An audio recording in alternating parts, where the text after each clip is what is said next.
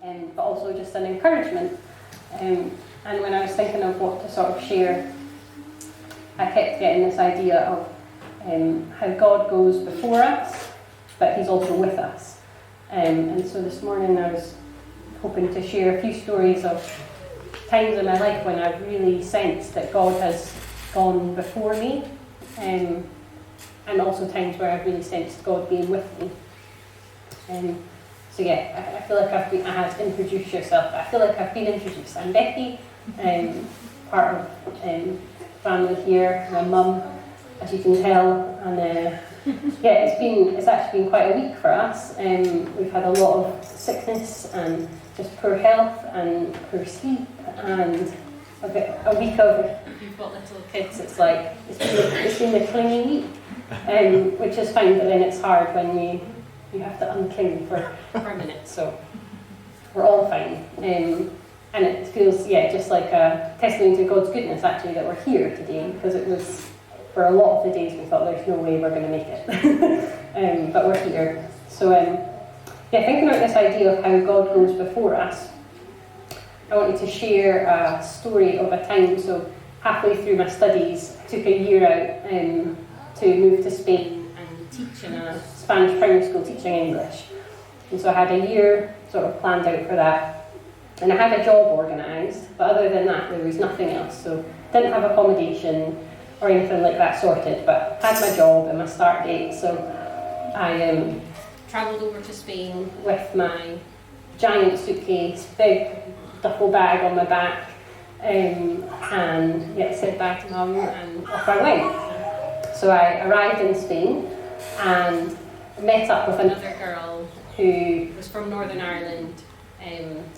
She was teaching as well. She's still working. I can hold a microphone. Yeah, you can. They're good when they work. I'll just hold it. Is that better? No. It's not.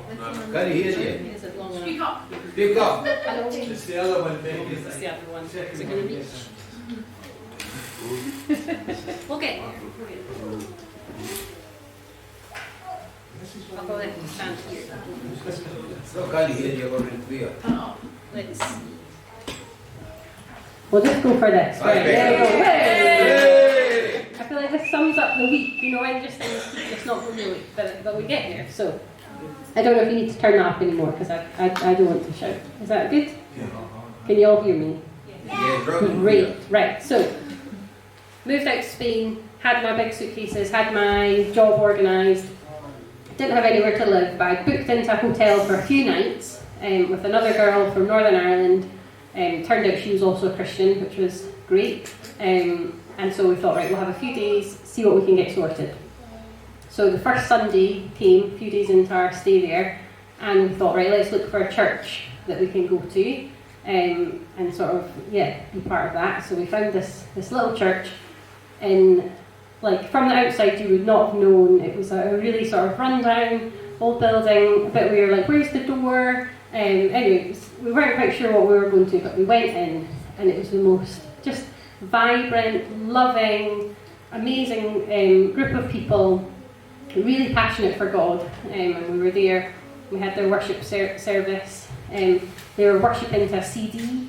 I think I've shared maybe a little brief part of this testimony before, so apologies if you've heard it, but worshipping to the CD, but I did not hold them back, they were just going for it. But we noticed there was a few instruments that they had, and we thought, the band must just be like away this week or whatever. So it was great. Had a really lovely time with them, and then we were chatting to the pastor and his wife at the end in very broken Spanish, trying to communicate with one another, and they were like asking us, or I was working out, what are they saying? I was sure they were asking us, so what instrument do you play? And I was like, am I hearing them right? So anyway, I was saying, I play guitar and I sing. And then Bryony, the girl I was with, I didn't even know this, she said, I play drums. And I was like, that's cool. And the pastor and his wife were just like, yeah, we know. We've been praying and asking God to bring us people to do the worship. So we knew that he would send someone. So they had these instruments there for us. which was the most amazing thing ever. So they literally gave me a guitar, gave her some drumsticks, and they were like, we're just so glad to have you here. And it was amazing. It was just that sort of real sense of God going before us, God knowing exactly where we needed to be, and also like telling them that like, not that it was us, but that there were people who were coming, and they were so full of faith. Like, their faith was amazing. So sounds a bit crazy, but the next week Brian and I were there leading worship, like doing Chris Tomlin in Spanish. It was really interesting, but amazing. And we just, from that point, the whole year we were there, we were part of the band, and we ended up like teaching some of the younger folk in their church to play drums and guitar, and by the end of it, it was like this big band, and it was just amazing. So that was one way where we really just sensed God went before us. So that was the church side of things. Looking for a place to stay was another one where we just really had to trust. So we checked out of our hotel on the Monday morning. So we'd been at church on the Sunday, checked out on the Monday, all our suitcases and things with us again, and the pastor and his wife had very kindly said, you can come and stay with us until you get something sorted. So we were like, great, at least we have a little stopgap. So we had a meeting at one of the schools that we were going to be working in. So I sat in a cafe nearby whilst Bryony had her sort of introduction meeting, all the suitcases, and then the owner of the cafe came to chat to me because I looked really out of place. It was like a very small Spanish fishing village, and no one spoke English, and there I was sat with like, you know, just hordes of suitcases and bags and with a little orange juice and not much Spanish.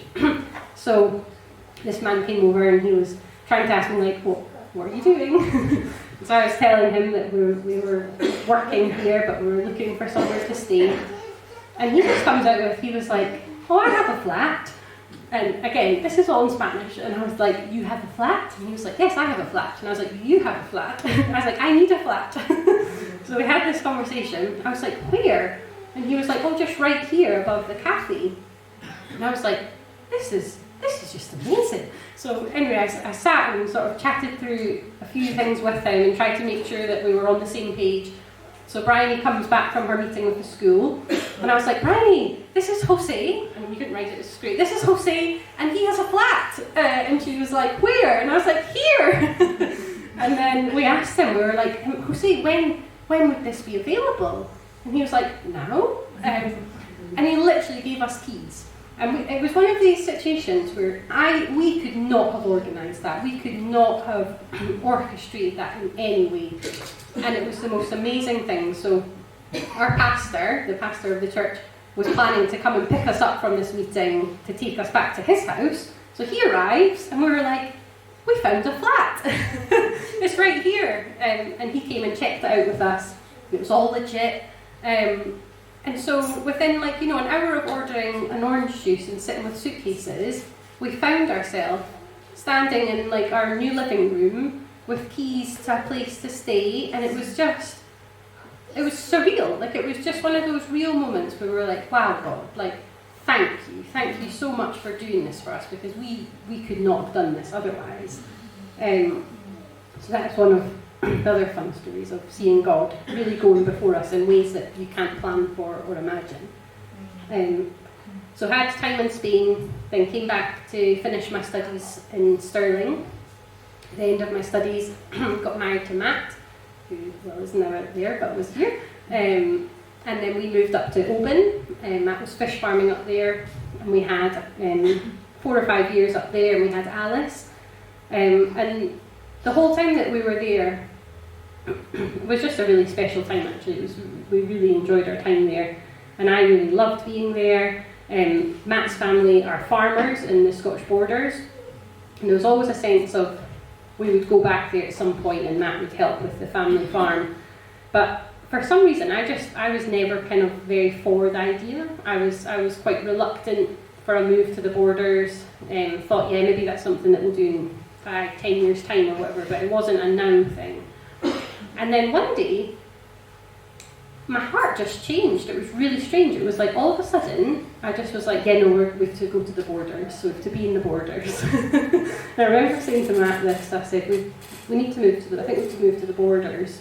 And he just couldn't believe the change in my sort of attitude towards that.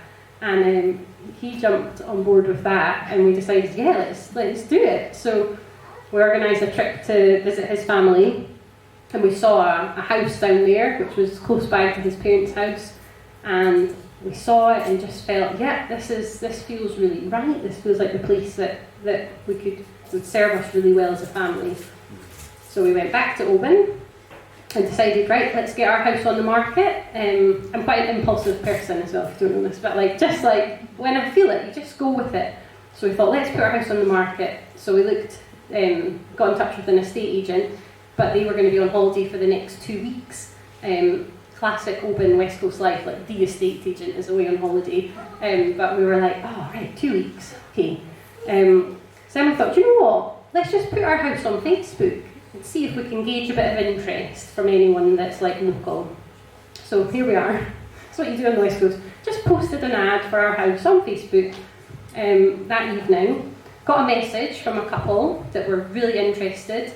They wanted to come and see it the next morning, and I was like looking around thinking, like, you know, we've got a 1-year-old running about. It was not ready for viewings, but we thought, let's just let them come and see it. So they came out the next morning, viewed it. They were like, this is exactly what we're looking for. Gave us an offer on the spot, and we just said yes. So we accepted their offer. So then later that day, Matt went to work. I phoned the estate agents in the borders to inquire about the house that we liked, and I said, can we put an offer on this house, please? A couple of hours later, they phoned back, offer's been accepted. And I was like, this is madness. Like, and even more so now, knowing how hard it is to find a house in St Boswell's, like where we ended up. It is like, they're like gold dust, these houses. And within 24 hours, we'd sold and had an offer accepted on a house. And it just felt like one of those confirmations of God being like, yes, like this is where I want you, this is what we're doing. And yeah, it was just amazing. And then in the borders, we've just seen God so at work in the lives of the people and in the church. And we've been running an alpha with some of the mums from the playground.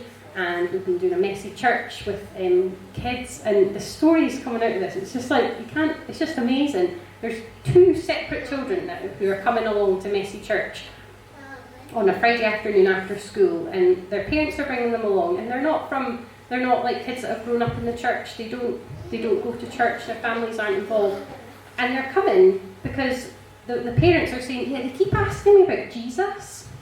Like the children, 5, 6-year-olds are asking about Jesus. Who is he? What, like wanting to know more. And so the parents are bringing them along to Messy Church to find out about Jesus. And I'm like, this is just so cool. And it's just great to be a part of and to see like what God's doing and what only God can do. Like only God can make a 5-year-old want to know who Jesus is, like without any other sort of input. It's just so exciting. So I feel like I've said all those things, and it might sound like, oh wow, being a Christian means your life is so like straightforward and plain sailing, and God's like ahead, just being like boom, boom, boom, like sorting out everything before you go, and it's all going to be brilliant and so easy. But it's not. And the flip side of all of those amazing things where I've seen God just being like, wow, how amazing is this? We've also had real like challenges and struggles over the past few years.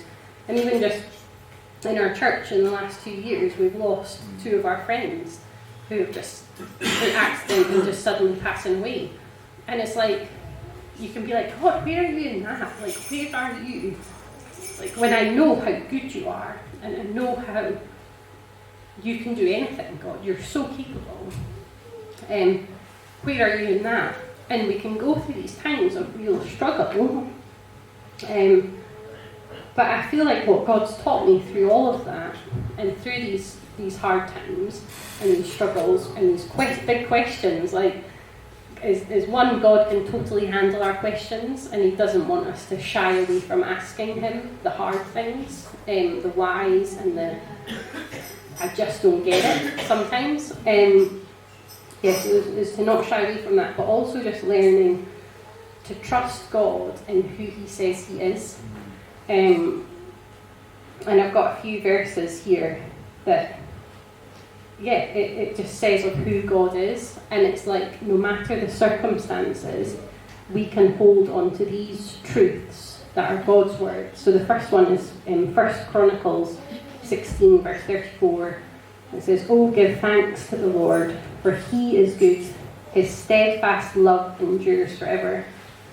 And then from Psalm 23, "Surely goodness and mercy shall follow me all the days of my life, and I shall dwell in the house of the Lord forever."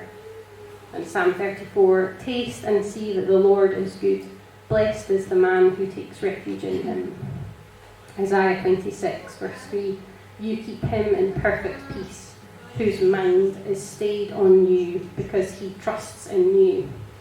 And I just love those verses. And recently, just this week with my youngest, she's had real trouble with her sleep through like nightmares, and it's been horrible to watch her be so scared. And like even in the day, she's waking up and these fears are with her, and she's like, doesn't want to be alone, and has been having a really tough time with that. And initially, we were comforting her and trying to tell her, like, look, it was just a dream, it's not real, like, you're safe, I'm here, like all of these things that I know to be true. But it wasn't working. Like, she was still so scared, and that fear was so real for her. And as her parent, I was desperate for her to not be in that state of fear. Like, I just didn't want her to have to go through her day and her night scared, especially of things that I knew weren't to be true. Like, that was just things that were in her mind that she was making up. And I really sensed that God gave me an insight into His heart for us.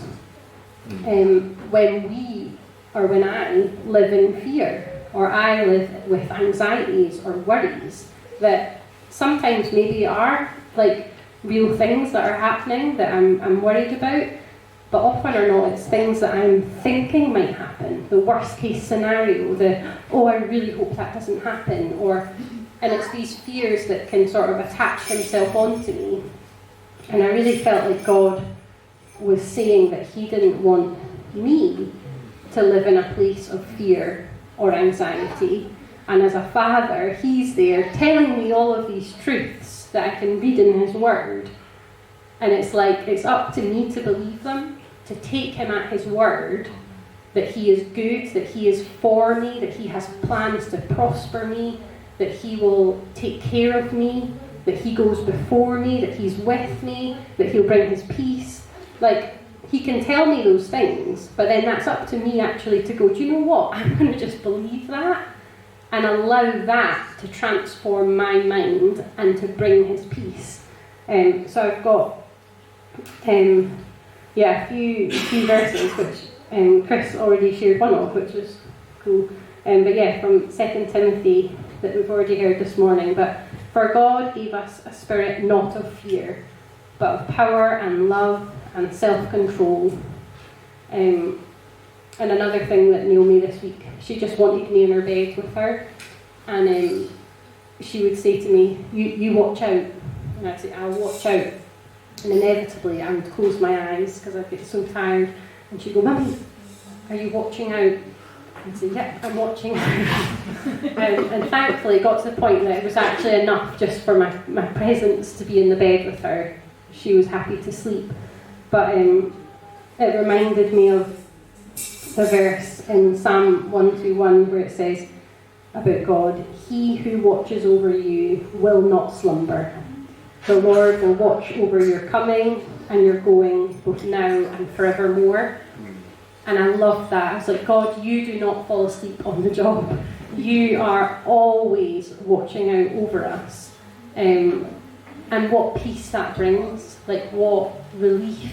And like, okay, He's watching out. I can rest.